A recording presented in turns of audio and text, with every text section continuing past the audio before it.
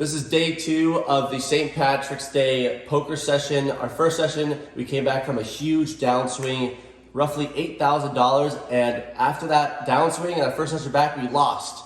This is day 2, and we need to rise from the depths of hell and win today. So wish us luck. We need to run good. Hope you enjoy. It's going to be short and sweet. This is my brother, Corey.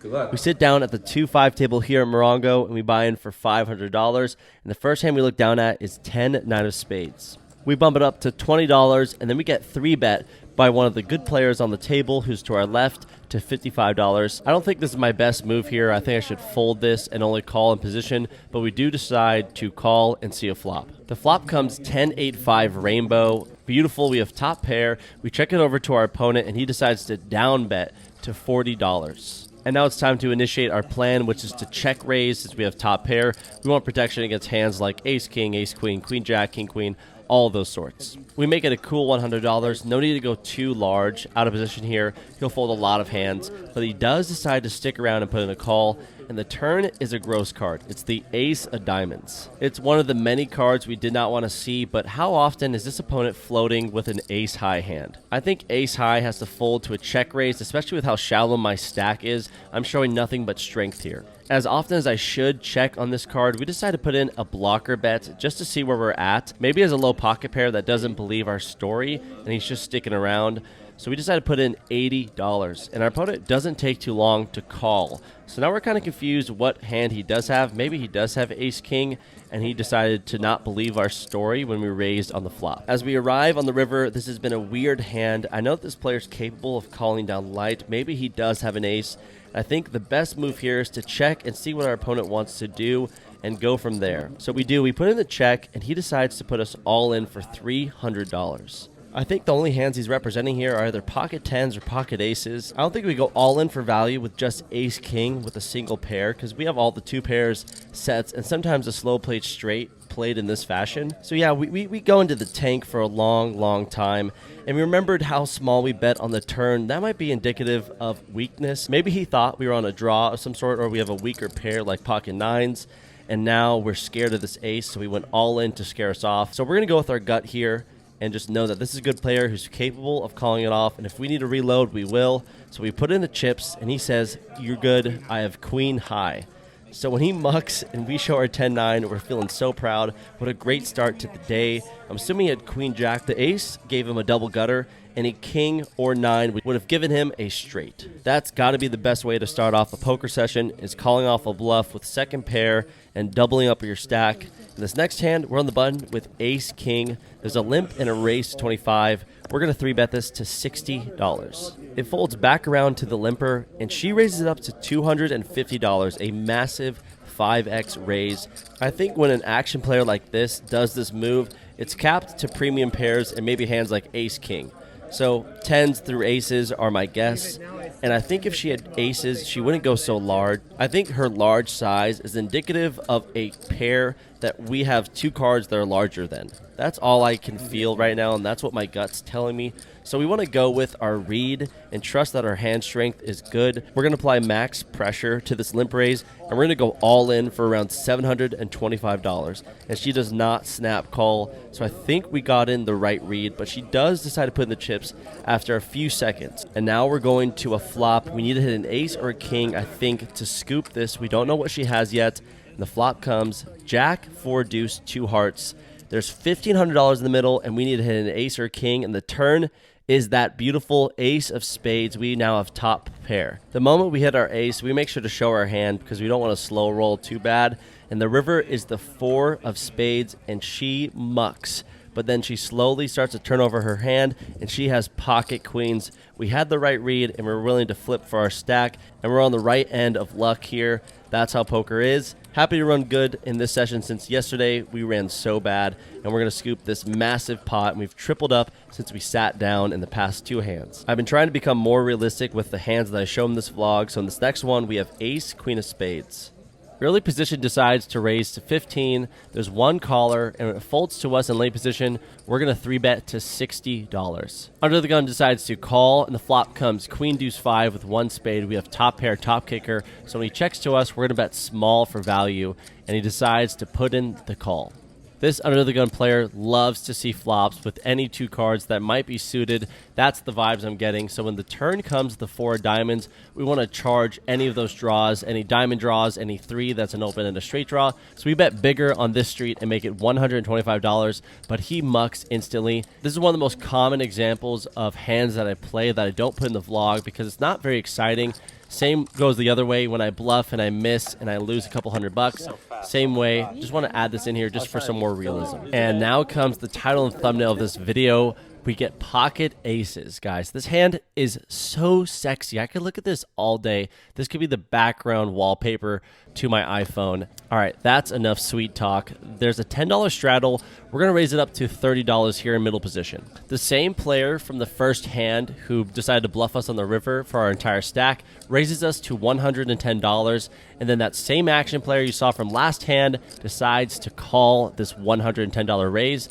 And now it's time to put in the good old 4-bet. We decide to make it $260, and the opponent to our left decides to snap fold. We are assuming that his range was much wider than normal, but it folds back to the action player. He sighs and decides to put all of his money in the middle, and we're definitely okay with that. It's around $100 more. With nearly $1,000 in the middle, we're going to a flop, and this opponent can have any 2 cards. I'm assuming he has a pocket pair of some sort. That tends to be the most likely holding from my experience playing poker. And the flop comes King, Queen, 10, rainbow. The turn is the 3 of clubs, an absolute blank, and the river is the 9 of diamonds. Any jack beats us, King, Queen, King, 10. But he turns over a hand I could not believe, pocket 7s. I guess they're just lucky sometimes, but not today. We're going to scoop another massive pot. We are unstoppable. And you know what else makes you feel unstoppable? Is peeling pocket aces again the very next shuffle. With the same suits and everything. And guess what? There's going to be even more action in this one. All right, here comes the action. There's a $10 straddle, a limp, and our good friend Giljack Poker decides to raise it to $40. The button decides to call an action player, and now it's back to us. Out of position with such a premium hand, this is where we're going to go very large, especially with so many people interested in what their holdings are. So we're going to go massive. We're going to go enormous. We're going to make it $180. I know Gil will think we're trying to steal the pot with a massive raise pre-flop, and he does decide to put in the chips for a call. We've played many hands in this fashion, and he normally scoops the pot.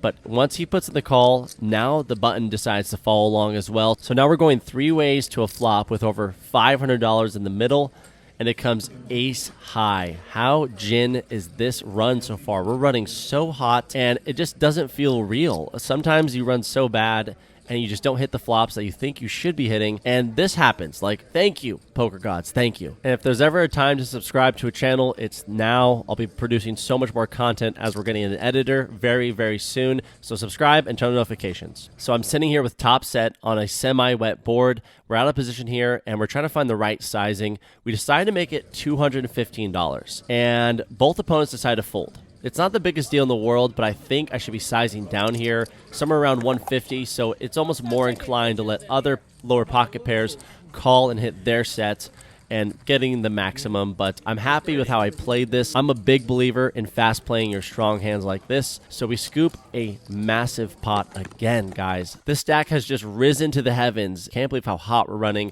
What a day it's been. In this next hand, we look down at the tanks, pocket 10s. They're both red. We're going to raise it up to $25. And lo and behold, we get 6 callers. We're going to 7 ways to a flop.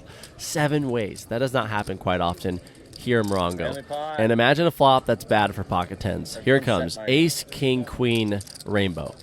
And when it checks to us, I know as silly as this sounds, but we decide to put in a small wager of $45 just to see where we're at. Any jack will give us the nuts, but we don't want to see a 10 because any jack will beat us then. This is most likely me lighting money on fire, but I don't hate it, but I don't love it. We end up getting 2 callers, and the turn comes the 3 of clubs, and then we end up checking around again. The river is the 5 of spades, and the first opponent to act decides to bet 110, and we snap muck after trying to steal this pot pre-flop against 6 other players, which is kind of ridiculous.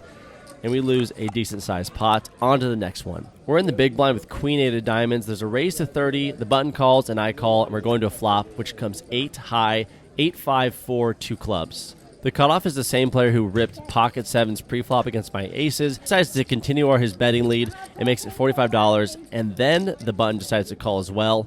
Is this a place where you guys would check raise? I don't think it's the best move because there's a lot of hands that do beat us here. Pocket eights, pocket fives, pocket nines, tens, jacks, etc. But I think our hand needs some sort of protection, and we don't decide to do that. We decide to just call and see a turn going multi-way here against the two action players on the table. The turn is the jack of hearts. I check, and then both action players decide to check, and now we're going to a river. There's 225 in the middle, and the river is the deuce of clubs. We're going to check to the original aggressor, the cutoff. He makes it $75. The button folds, and now it's back to us. And we go into the tank for a long, long time. In person, it felt like this could be more of a bluff than it is for value, but I just couldn't find any fold button when we're sitting there at the table live. I think from the perspective of my computer and editing and reviewing this hand, this feels more like value than anything, but we decided to put in the chips, and he shows a hand that made me chuckle, and I was okay with calling it off. He has 5 deuce of spades. Having lots of fun with these guys. Can't wait to come back to Morongo. After that hand, we looked down at pocket kings. We raise it up to around $180 pre-flop, but everyone folds, and we take down a small pot, and now it's time to rack up. But as we're racking up, we look down at our last hand for the vlog, and get ready, this one's a doozy.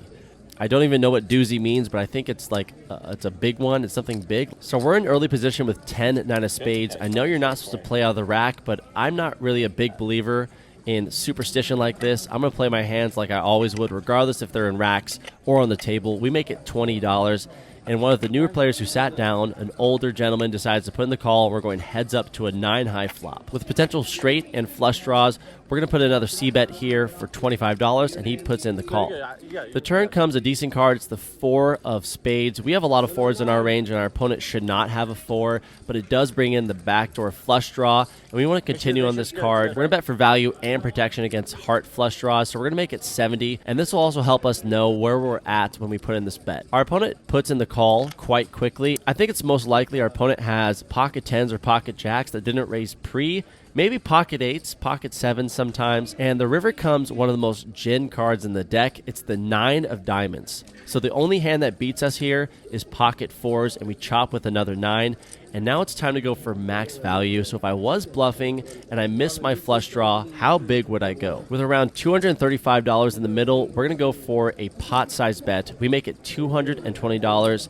And without much thought, the older gentleman decides to call. And when our opponent does put in the chips, he hasn't been playing a lot of hands, so we're ready to chop this up. But when we flip it over, he just mucks. So I think our read was right. He most likely had jacks or 10s or maybe pocket 8s trying to call off a bluff.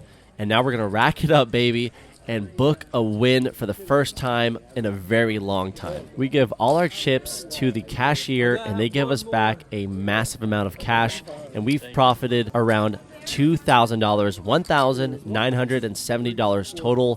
What a session it's been. Thank you so much for your time and your attention. If you guys want to support me and play with me online, click the link in the bio and use the code FUNKY for a deposit bonus. There's PLO, no limit holdem, high stakes, low stakes, tournaments, everything you can think of, running 24/7, and I'd love to play with you guys on there. So click the link in the description, have a lot of fun, and I'll see you in there. Good luck.